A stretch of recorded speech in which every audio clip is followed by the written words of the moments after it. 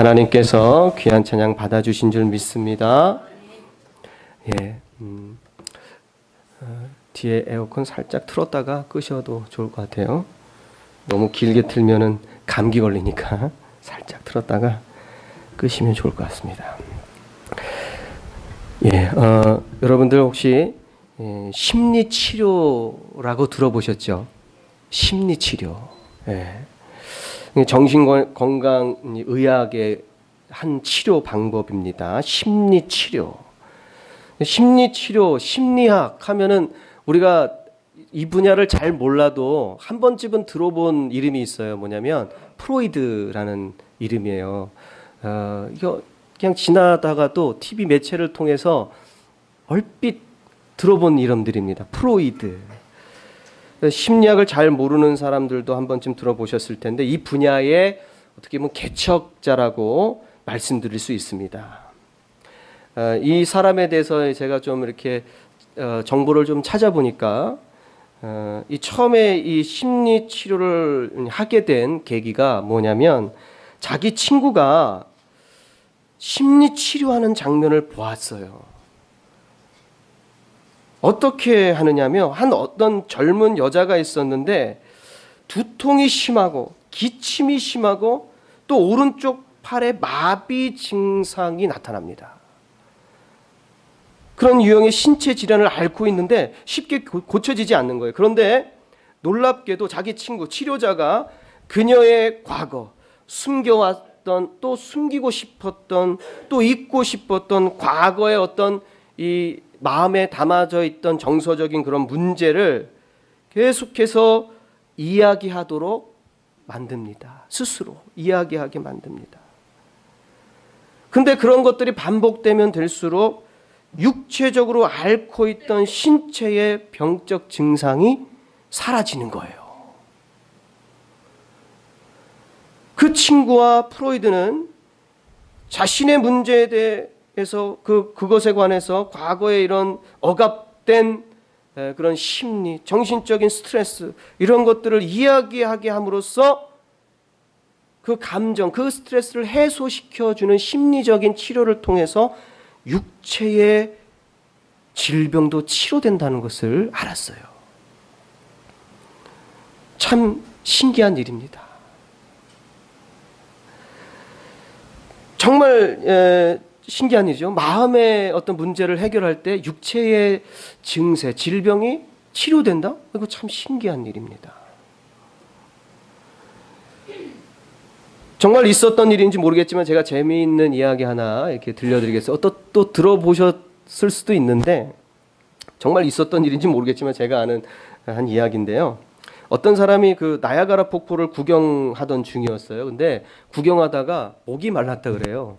그래가지고 그 폭포의 물을 이렇게 떠서 먹었어요. 딱 먹고 돌아서는데 옆에 팻말이 하나, 경고 표지판이 하나 있는 거예요. 뭐라고 돼 있나 딱 봤더니 딱 보니까 영어로 포이즌이라고 써놓고선 X라고 딱 그렇게 돼 있는 거예요. 그 사람이 깜짝 놀라고 독이라는 뜻이거든요. 영어로 포이즌은 독인데 먹지 말라는 건가 보다 하고선 큰일 났다. 내가 독을 먹었구나. 갑자기 막 배가 아프기 시작합니다. 급하게 인근 병원으로 갔어요. 병원으로 갔습니다. 창자가 막 녹아내리는 것 같이 그런 아픔을 막 통증을 느끼기 시작합니다. 근데 그 사람에게 그 의사가 어쩌다가 이런 일이 생겼는가 자초지종을 이렇게 들었어요. 그랬더니 의사가 웃으면서 선생님 그거는 사실 포이즌이라는 영어가 아니에요. 그거는 푸아종이라는 프랑스어입니다. 푸아종. 근데 단어가 너무 똑같아. 딱 그 S자 하나가 더 추가돼 있어요. 푸아종이라는 프랑스어입니다. 그건 무슨 뜻이냐면 생선이란 뜻이에요. 근데 생선하고 X 표시해놨잖아요. 낚시하지 말란 뜻이었어요. 이렇게 얘기를 해줬어요. 그랬더니 그렇게 아팠던 배가 싹 씻은 듯이 낫는 겁니다. 예? 아팠던 배가 사라져요. 통증이 사라져요.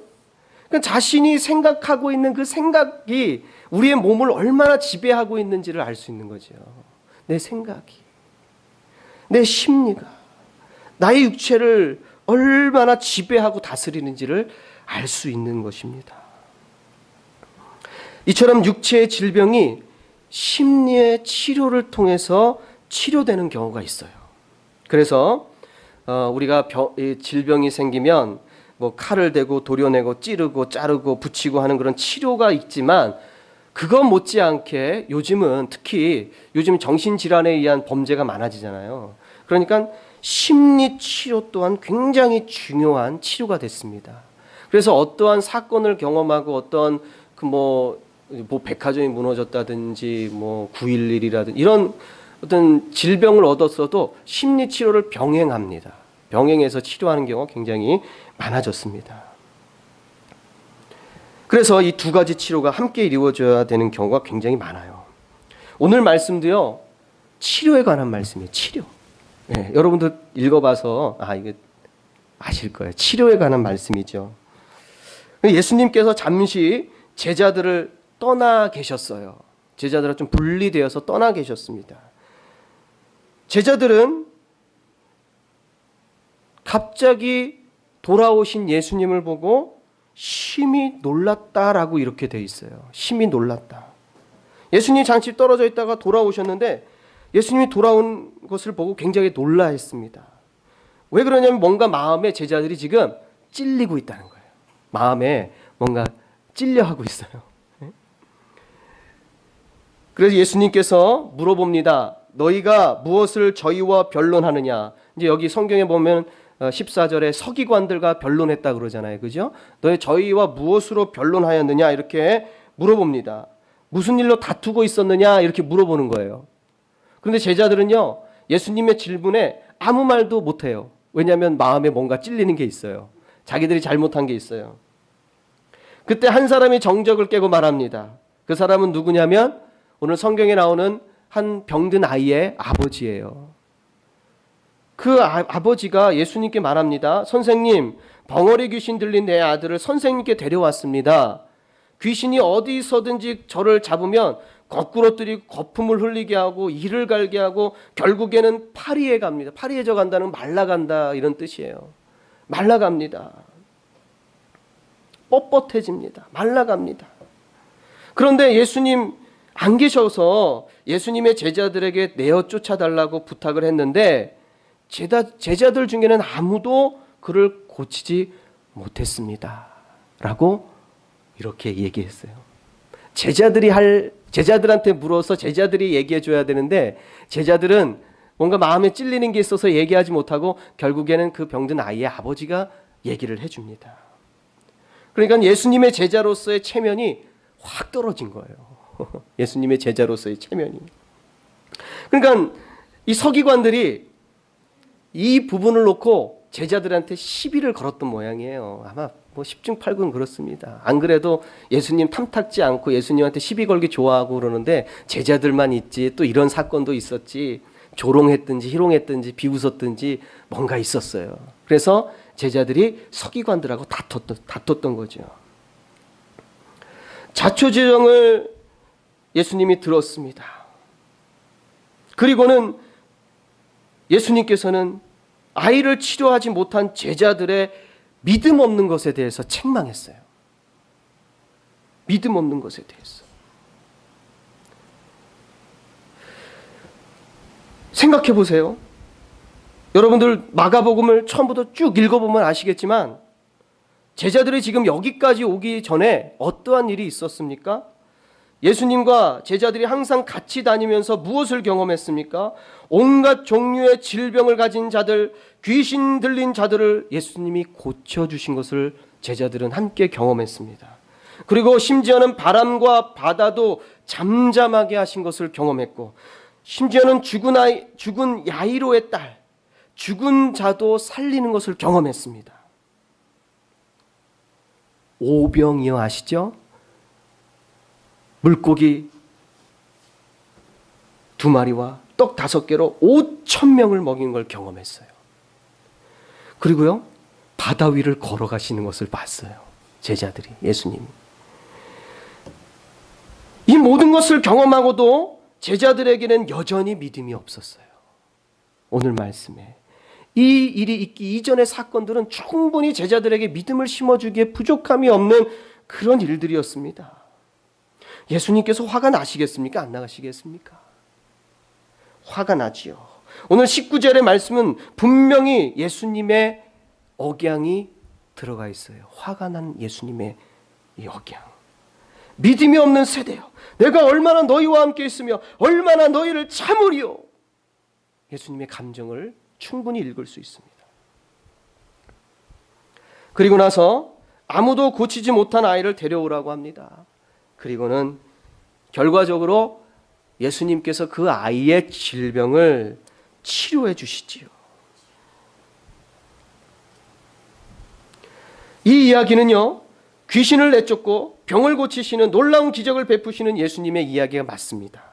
그런데 사실 이 이야기에는요, 아이를 치료한 사건보다 더 중요한 치료가 숨겨져 있어요.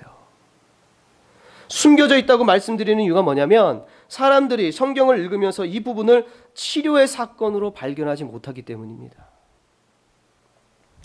이 이야기는 두 가지 치료의 이야기를 담고 있어요. 둘 다 중요하겠지만 오늘 말씀은 우리에게 더 중요한 치료를 다루고 있습니다. 우리가 조금만 더 관심을 가지고 천천히 말씀을 묵상하면서 읽어본다면 분명히 이 아이의 치료보다 더 중요한 치료가 있음을 우리가 발견할 수 있습니다. 무엇입니까? 고통받는 아이를 치료한 것 외에 또 한 가지 치료는 무엇입니까? 바로 그 아버지를 치료한 거예요. 그 아버지의 질병은 무슨 병입니까? 바로 믿음의 병입니다. 믿음의 병. 이 이야기는 분명 그 아이의 질병보다 그 아버지가 가지고 있는 이 믿음의 병을 더 심각한 질병으로 진단하고 있습니다. 아버지는 예수님께서 자신의 아이의 질병을 치료해달라고 요청합니다. 예수님께. 무엇을 하실 수 있거든 우리를 불쌍히 여기사 도와주옵소서. 무엇을 하실 수 있거든 도와주세요. 있거든이라고 말하고 있죠. 있거든. 이 아이의 아버지에게, 있거든이라고 말하는 이 아이의 아버지에게 예수님은 이렇게 말씀하십니다. 할 수 있거든이 무슨 말이냐? 믿는 자에게는 능치 못한 일이 없느니라. 아주 오랫동안 이 아이가 병을 앓아왔어요. 그래서 아버지가 이 아이의 질병을 낫게 하려고 무슨 수단과 방법을 가리지 않고 다 해봤겠죠.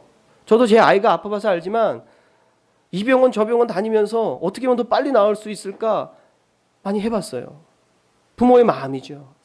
얼마나 많이 이 아이를 치료하기 위해서 노력을 많이 했겠어요. 그런데 효과를 보지 못했던 거죠. 그리고는 지푸라기로 또 잡는 그런 심정으로 지금 예수님께 찾아왔습니다. 불을 보듯 뻔하죠. 이 아버지는 분명히 예수님의 능력을 의지하기는 합니다. 그래서 예수님께 아이를 치료해달라고 부탁드리는 거잖아요. 의지하기는 해요. 그러나 하실 수 있거든이라는 이 아비의, 그렇게 고쳐달라는 이 아비의 말을 통해서 알 수 있듯이 예수님의 능력을 의지하긴 하지만 또 마음 한켠으로는 예수님도 못 고치시면 할 수 없지 라는 생각 또한 있는 거예요. 불신이 함께 포함된 말입니다. 예수님도 못 고치신다면 이제 어떡하나. 자식이 치명적이고 심각한 귀신 들림과 질병을 가졌음에도 불구하고 아이의 아버지로서는 못난 마음을 가지고 있었어요. 그런 아비에게 예수님께서는 할 수 있거든이 무슨 말이냐, 믿는 자에게는 능치 못할 일이 없느니라 말씀하시면서 그 아비의 믿음의 질병이 더 심각한 것을 진단하고 있습니다.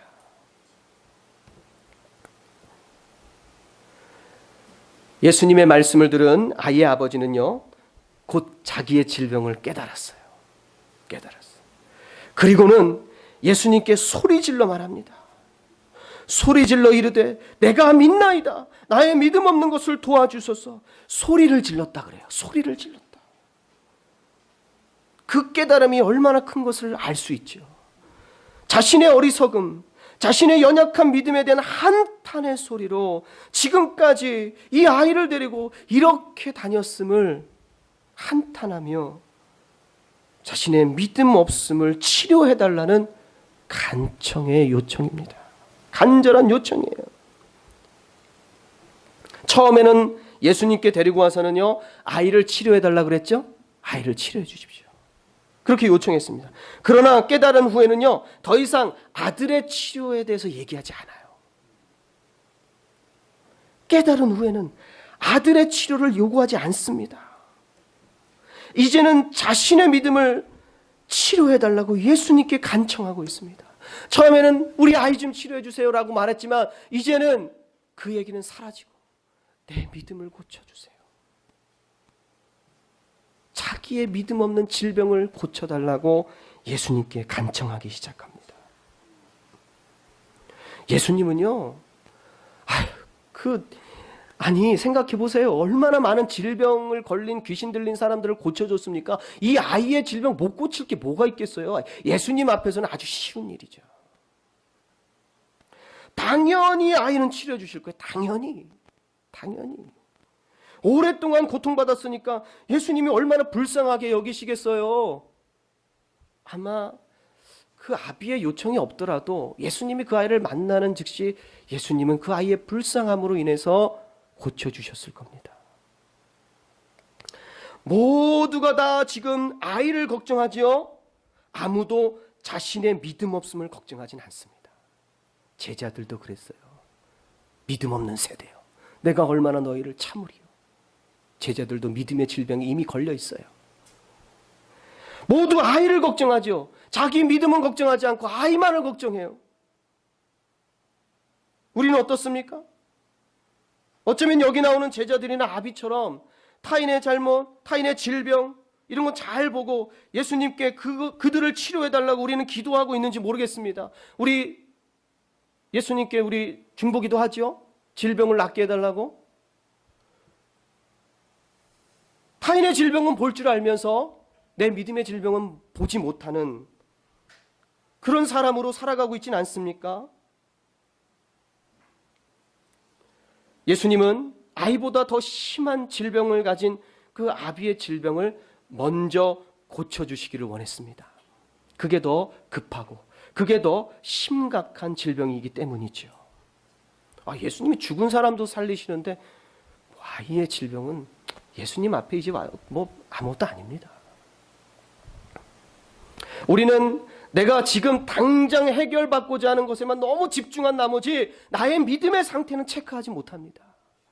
내 상황, 내 문제에 너무 집중해 있어요. 내게 주는 세상의 문제들, 스트레스들 이런 거에 너무 집중되어 있습니다. 그래서 나의 믿음의 상태는 먼저 체크하지 못하고 오직 그 문제만 놓고 예수님께 간구하고 있습니다. 그러나 우리는 모든 것 전에 항상 내 믿음부터 점검해야 되는 것을 믿습니다. 아비의 믿음을 먼저 고치시고 나서 예수님은 아이의 귀신 들림과 질병을 곧바로 고쳐주십니다. 처음부터 아이의 일은 걱정할 것이 없었어요. 예수님은 아비와 제자들의 믿음이 너무 걱정스러운 거예요.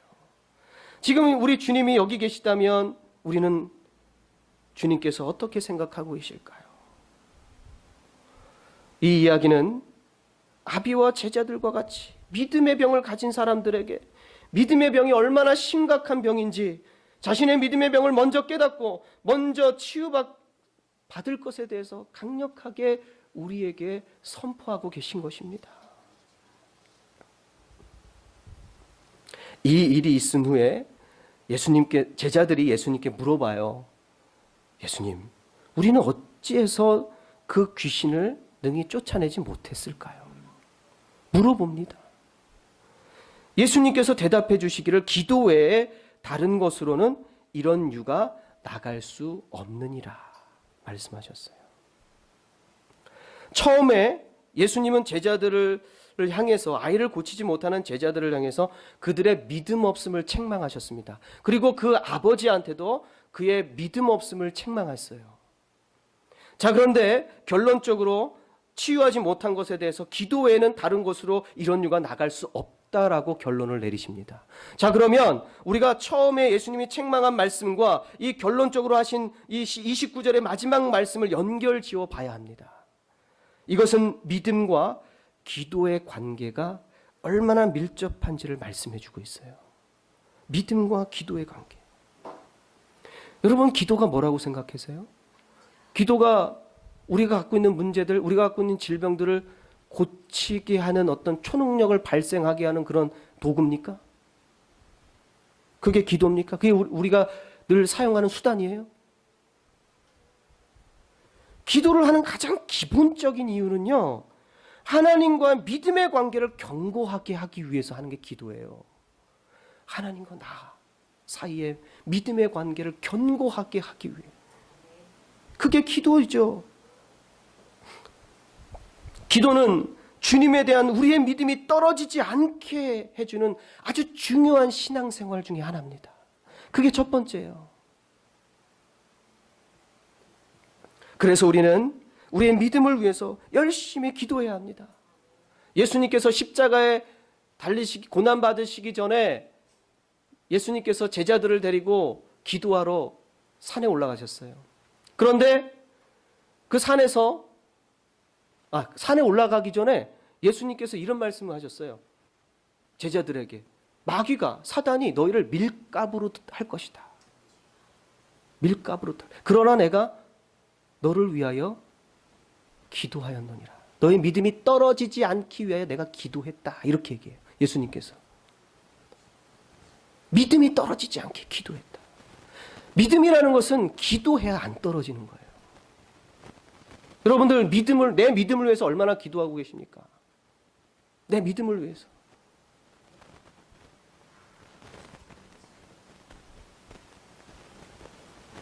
이 악한 세대, 여러분들 큰 믿음을 흔들리는 큰 시험이 안 왔다면 그거에 일단은 감사하십시오. 그러나 앞으로는 어떻게 하실 거예요? 우리에게 이런 큰 환난이 온다면 어떻게 하시겠습니까?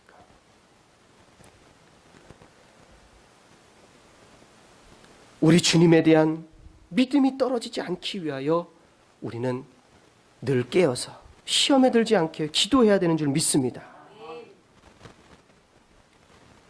건강한 믿음을 유지하기 위하여, 믿음의 질병에 걸리지 않기 위하여 예수님께서 가장 원하시는 것입니다. 오늘 말씀에 그렇게 고통받는 질병에 걸린 아이를 데려왔음에도 불구하고 예수님은 그 아이를 먼저 치료하지 않으시고 믿음의 질병을 먼저 치료해 주셨습니다. 예수님께서 그만큼 중요하다 여기시고 우리를 향해서 원하시는 것이기 때문에 그래요. 오늘 우리에게 이런 믿음의 질병이 치료되는 은혜가 있게 되기를 원합니다. 예수님은 말씀하시죠. 겨자씨 하나일 만한 믿음만 있다면 산을 옮길 수 있다. 여러분들 이런 믿음으로 치유되고 회복하시길 바랍니다. 하나님께서 여러분들에게 놀라운 은혜를 내려주실 줄 믿습니다. 기도하시겠습니다. 참으로 좋으신 하나님 아버지, 나의 믿음 없음을 도와주시옵소서. 내가 이 세상에 고민은 주님 앞에 구하면서도 나의 믿음을 놓고는 기도하는 것을 게을리하였습니다. 용서하여 주시고 나의 믿음 없음을 도와주시옵소서.